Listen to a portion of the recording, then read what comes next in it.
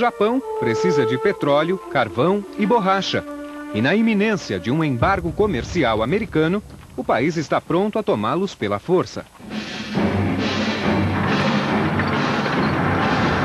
Depois de invadir a China e a Indochina,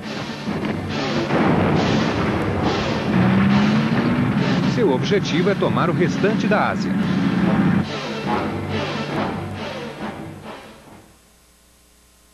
Yes. No, I want you to send it right away. That's right. Let me know if there's a response. Thank you. Na capital americana, o governo do presidente Franklin Roosevelt ainda trabalha para contornar a crise no Pacífico. Encarregado da manutenção da paz com o Japão, o secretário de Estado Cordell Hull já está em seu escritório. O presidente Roosevelt está dividido. Por um lado, gostaria de intervir na Europa, ao lado da Inglaterra, que enfrentava sozinha o poderio da Alemanha nazista.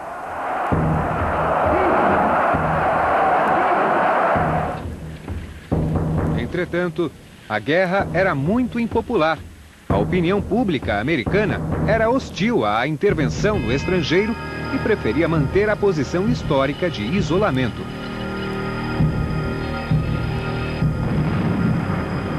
Agora, as tensões no Pacífico ameaçavam arrastar o país a outro conflito indesejado.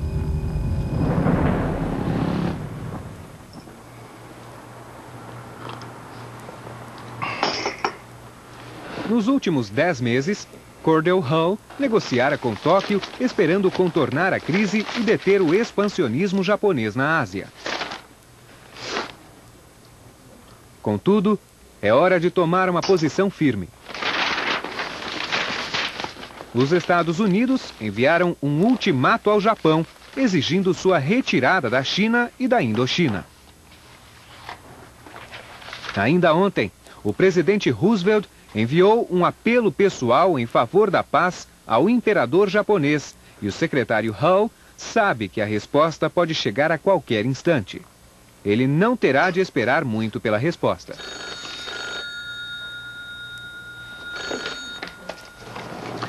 Yes.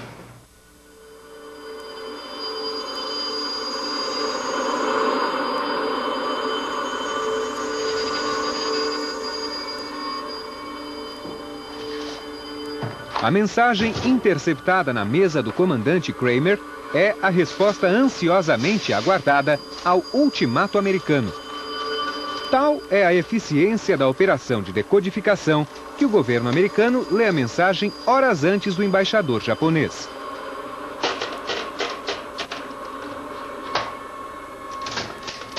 Kramer percebe imediatamente que, em vez de debelar a crise, a mensagem de Tóquio apenas a aumentaria. Ao contrário do educado linguajar diplomático das mensagens anteriores, essa rejeita o ultimato americano nos termos mais contundentes. O governo japonês lamenta ter de informar o governo americano, por meio deste documento, que sua atitude nos obriga a considerar impossível chegar a um acordo por meio de novas negociações.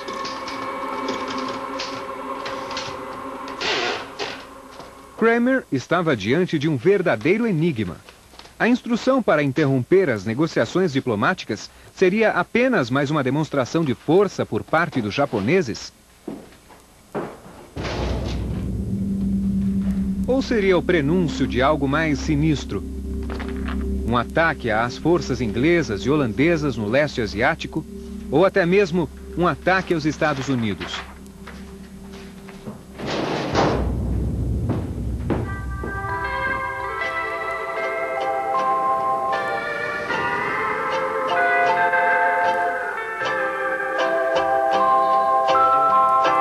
Na ilha havaiana de Oahu, a enorme base naval de Pearl Harbor, situada a quase 4.000 quilômetros a oeste da costa da Califórnia, seria para os Estados Unidos a linha de frente em qualquer guerra no Pacífico.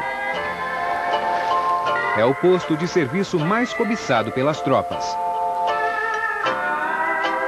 O paraíso subtropical encravado no meio do Oceano Pacífico tem muitas praias, garotas, muita liberdade e uma carga de trabalho que nunca é pesada demais. Nice shot. Thank you very much. Thank you very much. Yeah. It's about this beer. Com a diferença de fuso horário em relação a Washington, ainda é noite em Pearl Harbor e guerra é a última coisa em que pensariam dois jovens marujos. That's my shot. Man, wait, I've been practicing. Easy, killer. Easy. Easy. William Stafford e Martin Matthews estavam em licença dos postos em Pearl Harbor no fim de semana. Is Charlie's where you said we found the girls? Oh yeah, find a lot of girls down at Charlie's. Os dois jovens de Dallas são velhos amigos. Matthews seguiu seu amigo e alistou-se na Marinha, embora não devesse estar lá. Ele tem apenas 15 anos e mentiu sobre a idade para poder se alistar. William estava de licença da Marinha e nós saímos juntos. Ele usava uniforme e todas as garotas olhavam para ele.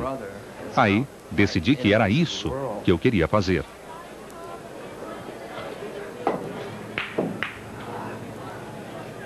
Yes! Did you see that, little lady? A Marinha precisava de gente. Can we get some beers over here? E fazia vista grossa para a idade.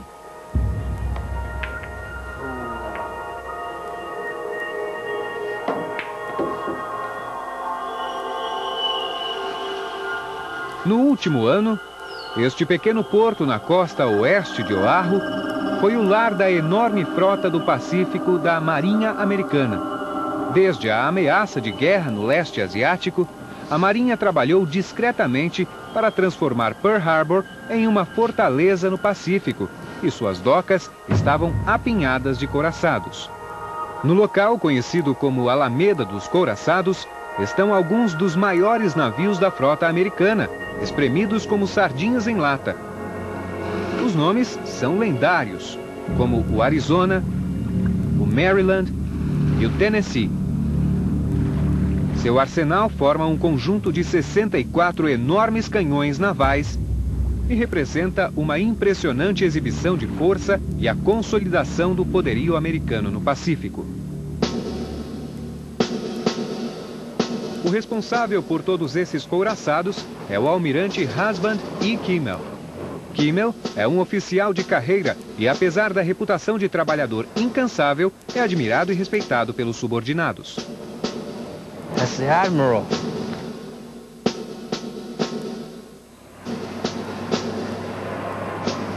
Com todos esses couraçados e mais uma força de quase 400 aviões para defendê-los, Kimmel e a Marinha Americana consideram Pearl Harbor inexpugnável.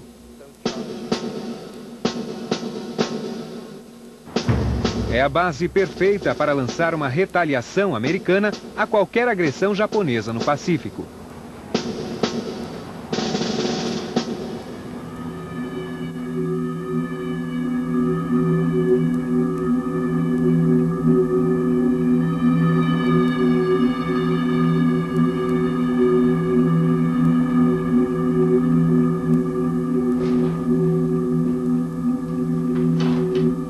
O comandante Kramer recebeu mais um cabograma interceptado de Tóquio.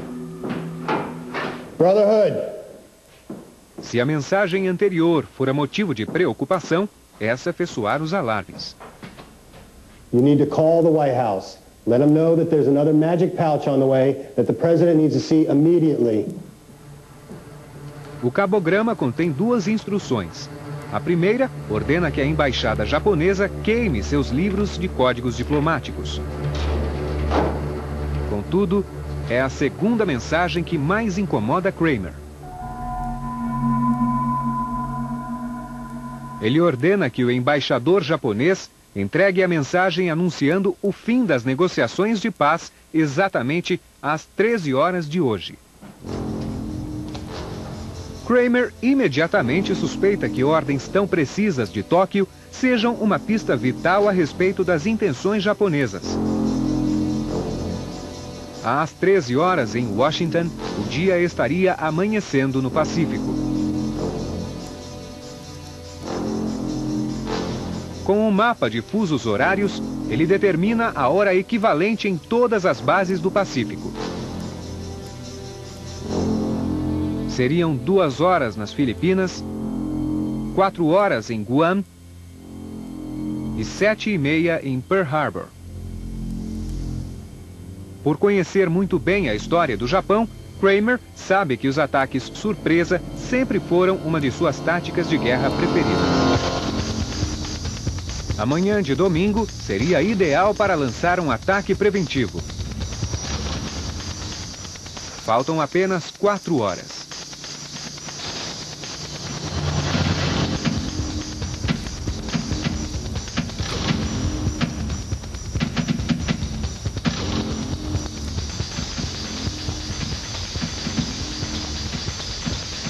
A milhares de quilômetros, em pleno Oceano Pacífico, está a confirmação das suspeitas de Kramer.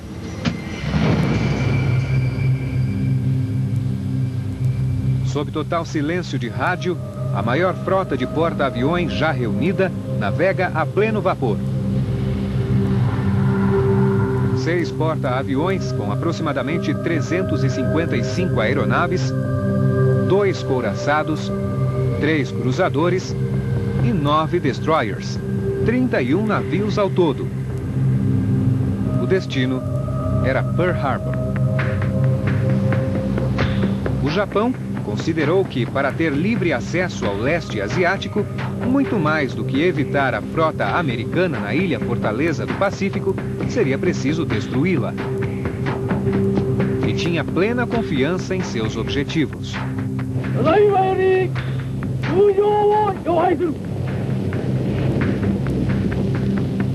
O Japão desenvolvera a tecnologia que mudaria o futuro do combate naval. De agora em diante, a força aérea seria decisiva no mar. Graças à sua avançada engenharia, o Japão criara uma frota de porta-aviões que tornaria obsoletos os enormes couraçados inimigos. Seus comandantes navais acreditavam que, ao levar porta-aviões secretamente até bem perto do inimigo, seria possível destruir seus navios pelo ar antes que houvesse chance de retaliação. Essa operação testaria pela primeira vez a nova estratégia.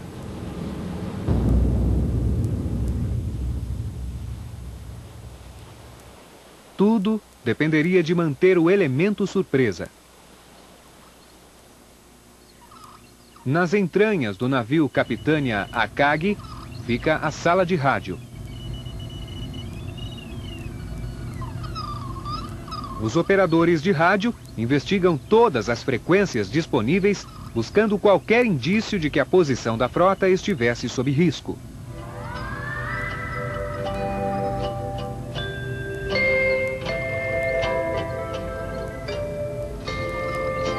A tradicional música havaiana transmitida pela principal estação de Oahu era um sinal de que tudo estava bem na ilha.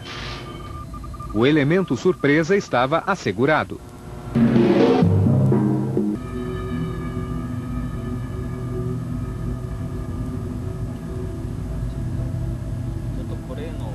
Vários andares acima, na sala de mapas do Akagi, o vice-almirante Nagumo revê pela última vez o plano de ataque com o piloto-chefe Mitsuo Fuchida.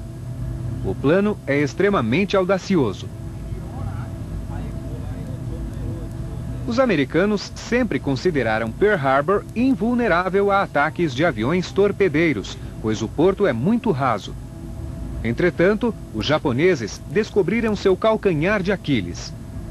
Uma nova técnica que ensaiavam há meses levou ao desenvolvimento de torpedos que podem ser lançados de aviões em águas rasas.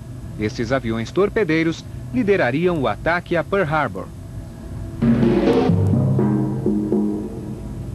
Chega uma mensagem de Tóquio.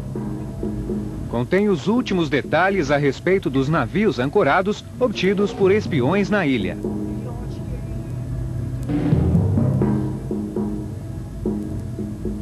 Estes navios foram vistos ancorados no dia 6. 9 couraçados, 3 cruzadores leves, 3 navios tender para submarinos e 17 destroyers. Além disso, há 4 cruzadores leves e 2 destroyers nos estaleiros.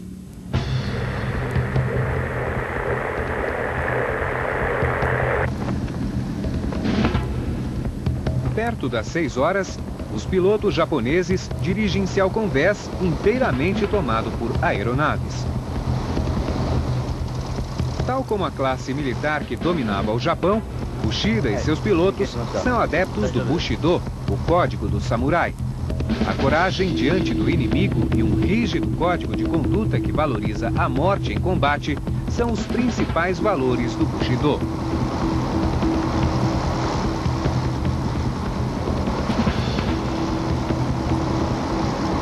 No convés de voo estão aeronaves que representam as mais sofisticadas e mortíferas máquinas do mundo. Aviões que podem facilmente superar os rivais americanos.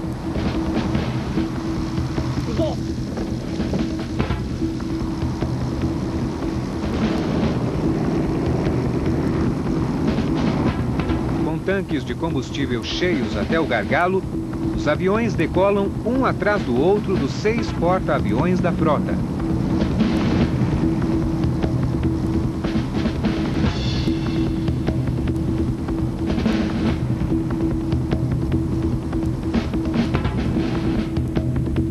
Falta 1 hora e 45 minutos para chegarem a Pearl Harbor. O maior ataque aéreo da história está para acontecer.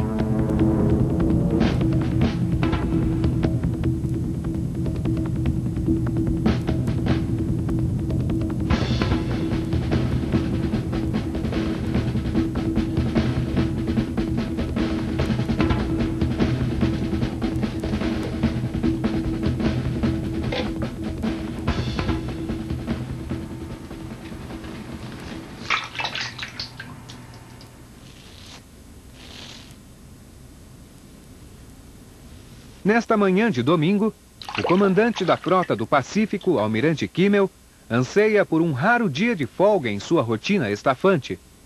Mais tarde, pretende jogar uma partida de golfe com seu colega do Exército.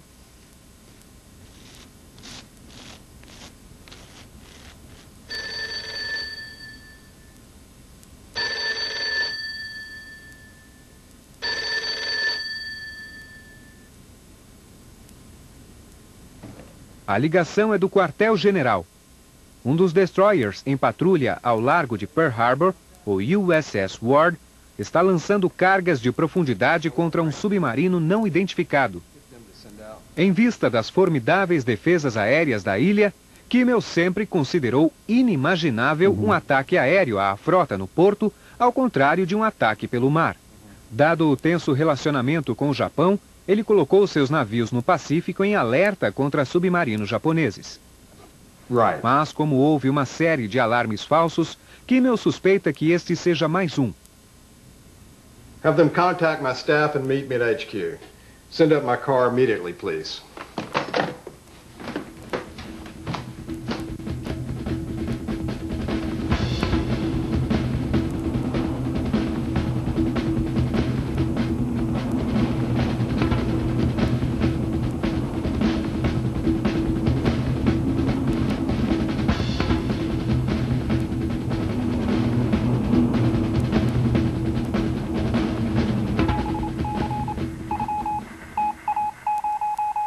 Chega um telegrama de Washington ao Havaí.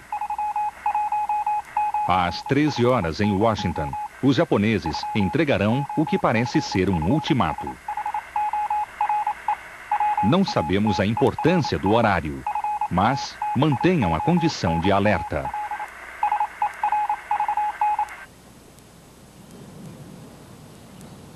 Mas, devido a problemas na comunicação militar do Havaí, o telegrama seguiu por um portador local.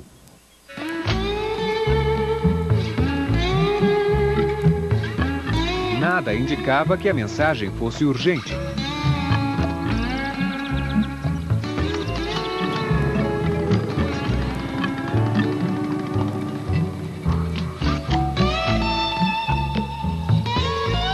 ela teria de aguardar sua vez na entrega em meio às mensagens rotineiras levadas para toda a ilha.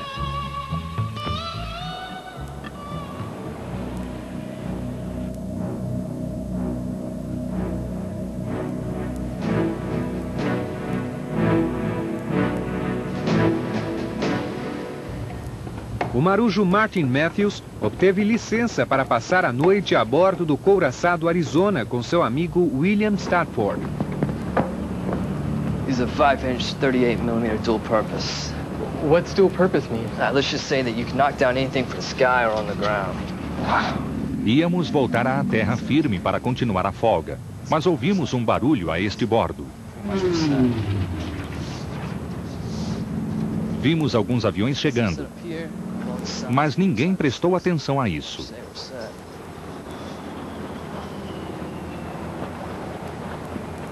Falta pouco para as 8 horas. Em toda a frota, a tripulação prepara-se para o ritual que será cumprido por todos os navios ancorados nesta manhã. A cerimônia da bandeira.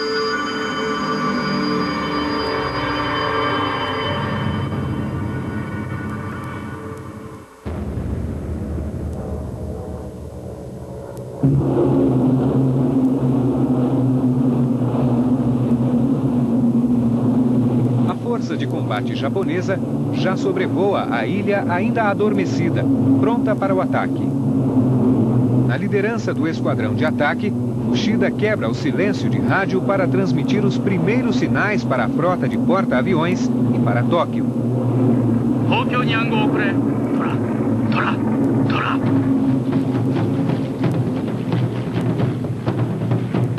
A mensagem em código anuncia que o esforço para conseguir um ataque surpresa fora bem sucedido.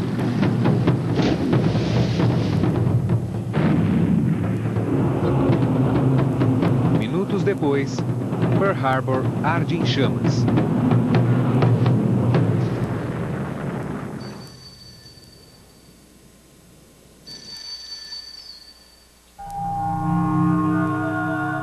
O almirante Kimmel novamente fala ao telefone com seu quartel-general quando chegam as notícias sobre o ataque a Pearl Harbor. They're what? I'll be right down.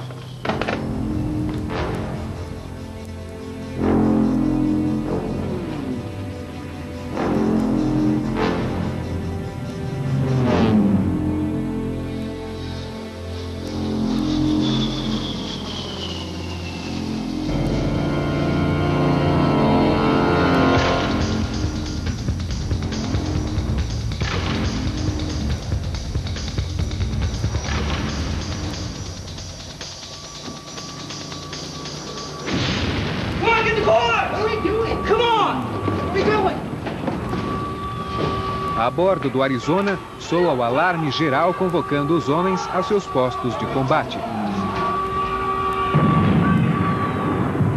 Como visitante a bordo, Martin Matthews não tem um posto de combate designado.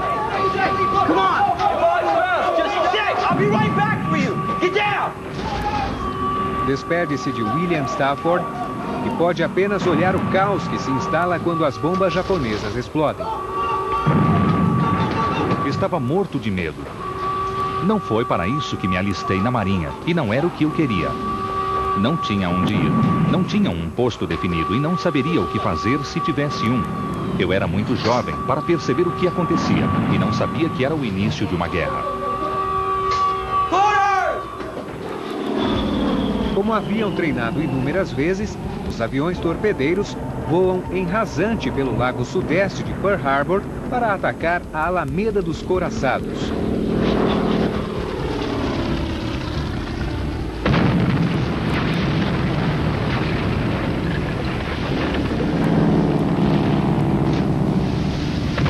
Poucos minutos após o início do ataque, os bombardeiros atingiram diretamente os couraçados Califórnia, Oklahoma e Arizona, os maiores navios de combate da frota do Pacífico.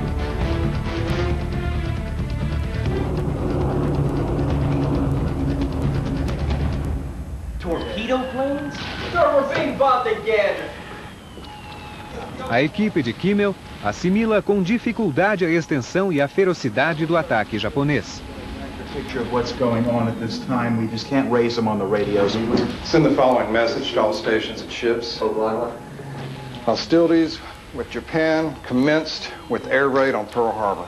Yes, sir. A primeira tarefa de Kimmel é organizar a equipe para montar um contra-ataque.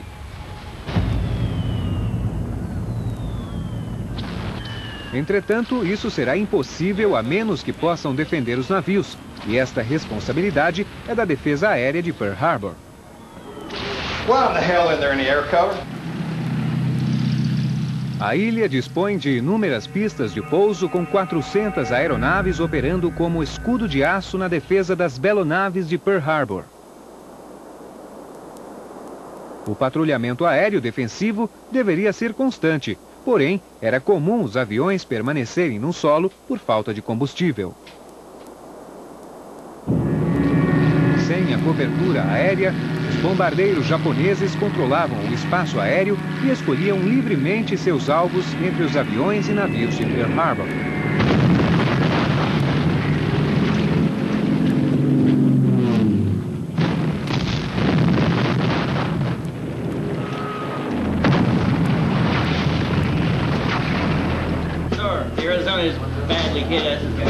Can you raise Arizona?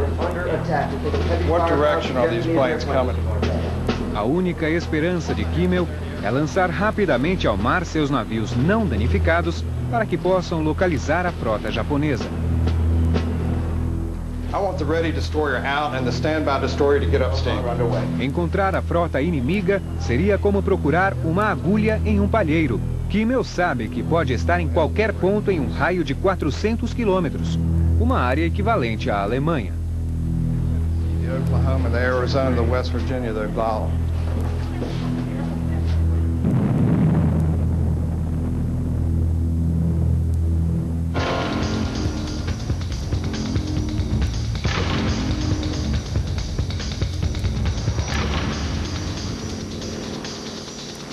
Às 8h30, apenas 30 minutos depois do início do ataque, 7 dos 8 couraçados estão inutilizados. O ataque japonês ocorre como planejado. Com as bombas já lançadas e o combustível se esgotando, o Shida emite o sinal para que os esquadrões bombardeiros voltem aos porta-aviões.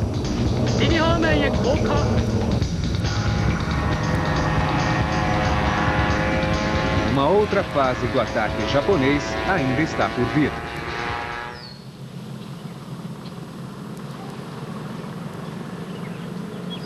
Faz mais de uma hora que a mensagem de alerta sobre o ataque chegou à empresa de telégrafos em Honolulu. Ainda estava na bolsa do mensageiro para ser entregue.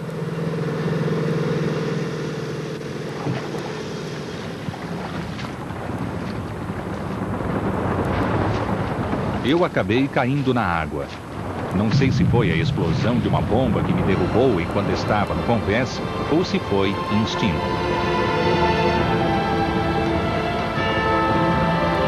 O porto é tomado por chamas e combustível. O marujo Martin Matthews nada até uma boia de atracação, de onde observa o Arizona explodir depois de receber um impacto direto. O depósito de munição dianteiro parece um vulcão em atividade.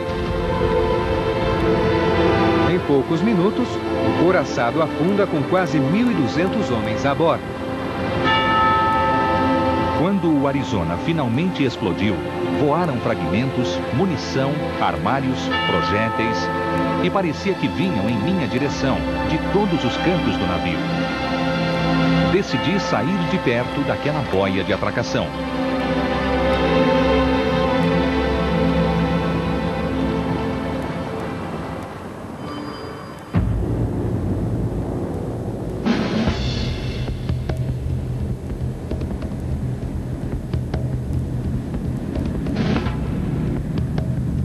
No Oceano Pacífico, 400 quilômetros ao norte da ilha de Oahu, a segunda onda do ataque japonês a Pearl Harbor deixa os porta-aviões. Esse novo ataque é formado por bombardeiros de mergulho e bombardeiros convencionais, com uma escolta de caças zero, aproximadamente 170 aeronaves.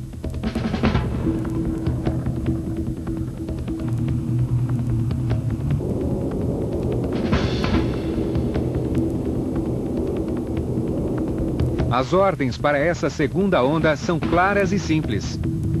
Atacar o que restara.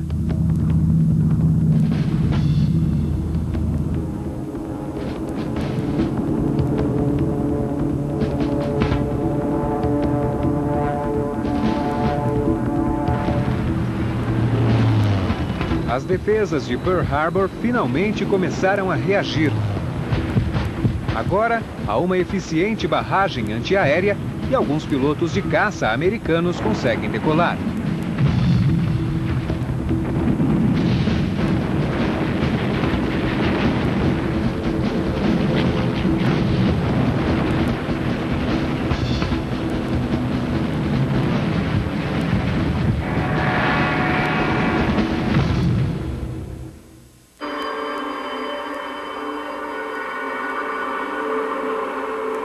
Yes, Mr. Bowman. Yes. All right. Thank you, Mr. President. Japanese have attacked Pearl Harbor. Can't believe they've actually done it. Em Washington, o secretário de Estado Cordell Hull acabara de ser informado do ataque pelo presidente Roosevelt quando o embaixador japonês Nomura chega para a reunião. Yes. All right, we'll send them in. Nomura veio entregar o documento em que o Japão anuncia o rompimento dos laços diplomáticos com os Estados Unidos. Um documento cujo conteúdo Hull já conhecia, graças à operação ultra-secreta de decodificação. What's the significance of the timing? Ao contrário de Hull, o embaixador japonês não fora informado do ataque de seu país a Pearl Harbor. Ao terminar a leitura, virei-me e olhei para Nomura. In all of our conversations over the last 9 months, I have never... Nunca falei algo que não fosse verdade. Isto é confirmado pelos registros. Em todos os meus 50 anos de serviço público, nunca vi um documento tão infame em falsidades e embustes. Em tão grande escala, que até hoje jamais imaginei que algum governo no planeta fosse capaz de proferir.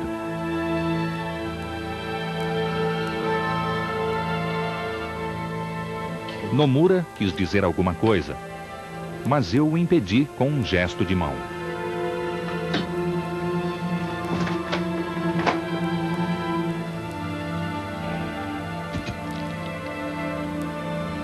Os embaixadores viraram-se sem dizer uma palavra e saíram de cabeça baixa.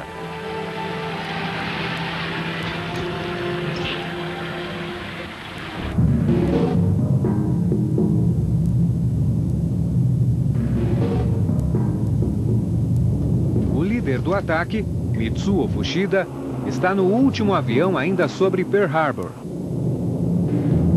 É de vital importância que faça uma avaliação detalhada dos estragos causados antes de voltar para a frota.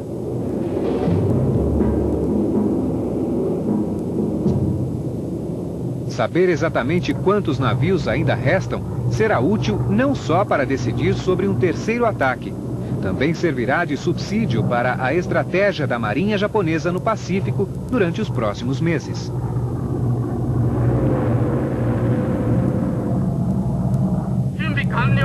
Finalmente, ele ordena ao piloto que retorne à base.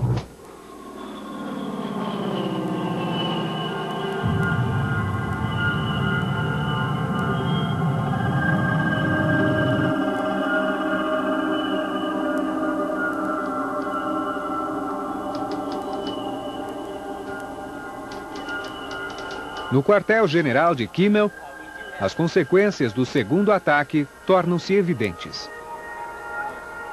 Kimmel parecia atônito. permaneceu sentado com os olhos vidrados. Kimmel parecia abalado pela dimensão dos acontecimentos e percebeu que o mundo ruía sob seus pés. Desde o início do segundo ataque, outros 2 couraçados foram a pique. Dos 8 grandes navios atracados na Alameda dos Couraçados naquela manhã, ícones do poder naval americano com os quais dominaria os mares do Pacífico, 5 estão afundados e nenhum está em condição de navegar. A tradicional estratégia naval americana fora derrotada pela nova tática japonesa usando porta-aviões. What's the latest damage report? Sir, the latest information we have. 3 destroyers também foram perdidos, inclusive o USS Shore, que explodiu em uma enorme bola de fogo quando seu depósito de munição foi tomado pelas chamas. Eu estava no gabinete de Kimmel quando tudo explodiu. E nunca mais quero ver o olhar que vi em seu rosto naquele momento. Ao todo, 21 navios foram inutilizados pelos aviões japoneses. Na contagem final, 164 aviões americanos foram derrubados contra apenas 29 japoneses. A humilhação americana é completa.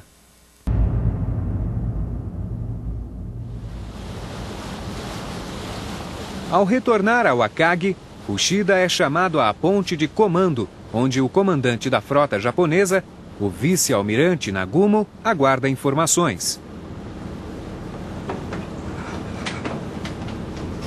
A decisão que Nagumo deve tomar talvez seja a mais importante do dia. Deve enviar um terceiro ataque ou dar ordens para voltarem ao porto? Nagumo pergunta: a frota americana poderá operar a partir de Pearl Harbor nos próximos 6 meses? Seu piloto-chefe garante que não. É a resposta que Nagumo esperava.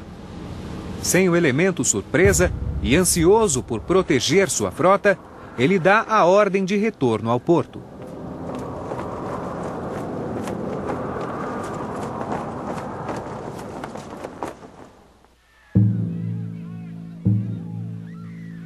Em Oahu, o choque causado pelo ataque dá lugar a um sentimento de ira em vista dos danos e do número de vítimas.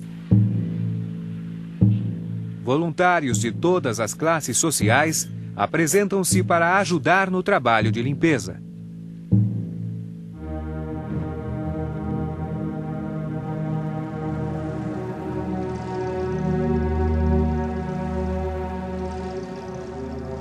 O marujo Martin Matthews volta à sua posição na pista de pouso da estação naval da Ilha Ford. Quase nada ali lembrava uma base aérea naval quando o ataque terminou. Viam-se escombros de hangares e carcaças de aeronaves, e acredito que não havia um único avião intacto depois que a poeira assentou.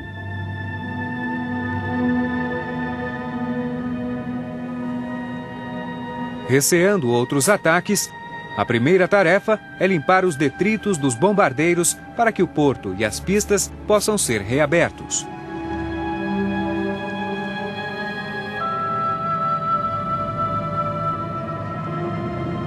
Foi uma comédia de erros desde o início. A Marinha estava despreparada. Ninguém que eu conhecesse fora treinado para um ataque iminente. Os artilheiros não estavam treinados. A munição estava fora de alcance. Não havia equipe de controle de danos. As escotilhas estavam abertas. Foi um pandemônio. Os homens trabalharão sem parar nos próximos 3 dias, quase sem dormir, em um esforço heróico para devolver Pearl Harbor à condição normal de operação no menor tempo possível.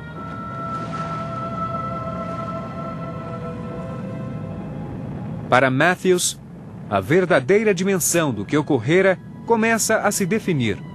Mais tarde, ele descobrirá que o amigo de quem se despedira a bordo do Arizona naquela manhã, William Stafford, está morto.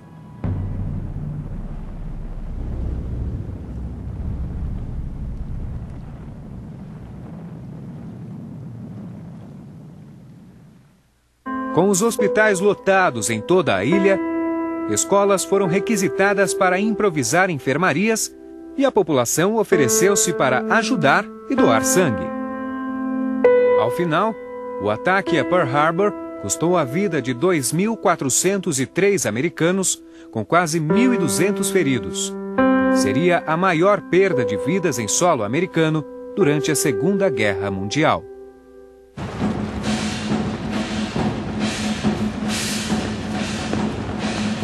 Pearl Harbor é apenas um de muitos ataques lançados pelo Japão por todo o Pacífico naquele dia. Também foram atacadas as bases americanas no Pacífico em Guam e Wake Island e os protetorados britânicos em Hong Kong e Malaya. Em seguida, aconteceria a invasão das Filipinas, em poder dos americanos, e a fortaleza britânica de Singapura sofreria outro devastador ataque surpresa. É o início de um ataque calculado ao leste asiático que levaria toda a região a cair sob domínio japonês nos primeiros meses de 1942. O objetivo do Japão de construir um império por todo o leste asiático parecia estar a seu alcance.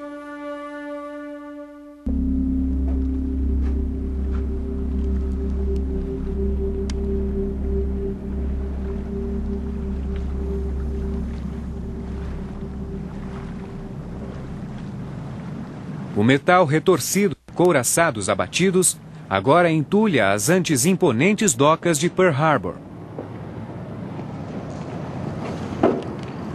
Tudo o que resta ao almirante Kimmel é enfrentar o longo processo de recriminação em que o governo exigirá explicações a respeito do fracasso.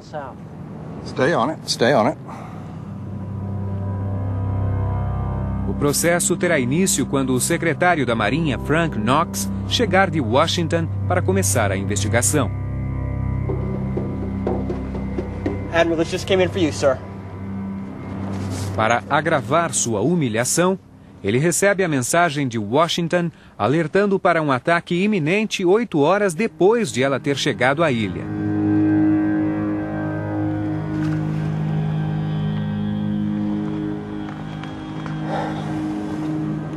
O longo jogo de culpas que estava por começar em poucas semanas faria o almirante Kimmel ser destituído de seu comando.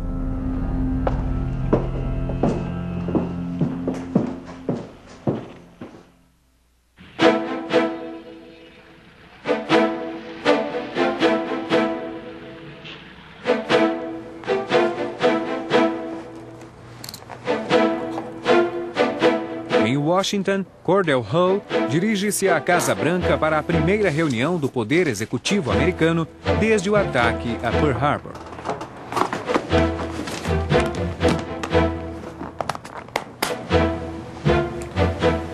Nela, o presidente lerá a minuta de seu discurso para a reunião extraordinária do Congresso, convocada para a manhã seguinte. Longe de hesitar a respeito de uma guerra no Pacífico, como o Japão queria, os Estados Unidos não mostram qualquer ambiguidade ao escolher seu caminho.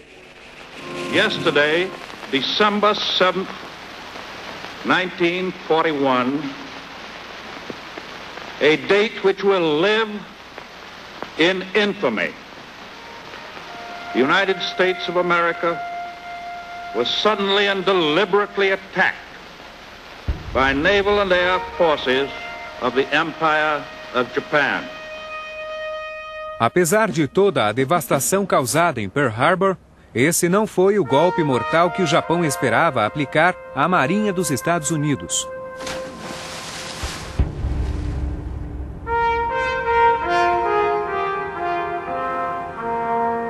Em uma operação de resgate realizada com velocidade espantosa, em menos de 15 dias, 3 dos 8 navios da Alameda dos Couraçados já estavam em atividade. E o mais importante é que os 2 porta-aviões de Pearl Harbor que estavam no mar durante os ataques escaparam ilesos. 6 meses depois, a frota do Pacífico se vingará na Batalha de Midway, afundando 4 porta-aviões japoneses.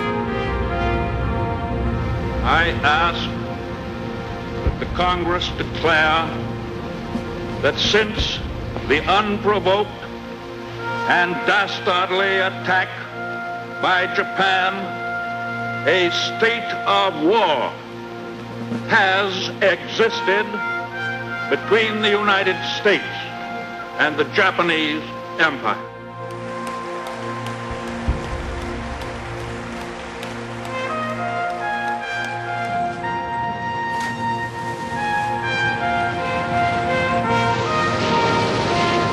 Com este discurso, a nação avessa às guerras estrangeiras e cujo exército era menor que o da Iugoslávia, em 2 anos se tornaria a maior potência militar do mundo. A humilhação se abateria sobre a Alemanha, na Europa, e sobre o Japão, no Pacífico. Com o ataque a Pearl Harbor, em 7 de dezembro de 1941, os Estados Unidos se transformariam em uma superpotência, decisão que mudaria o rumo da história mundial.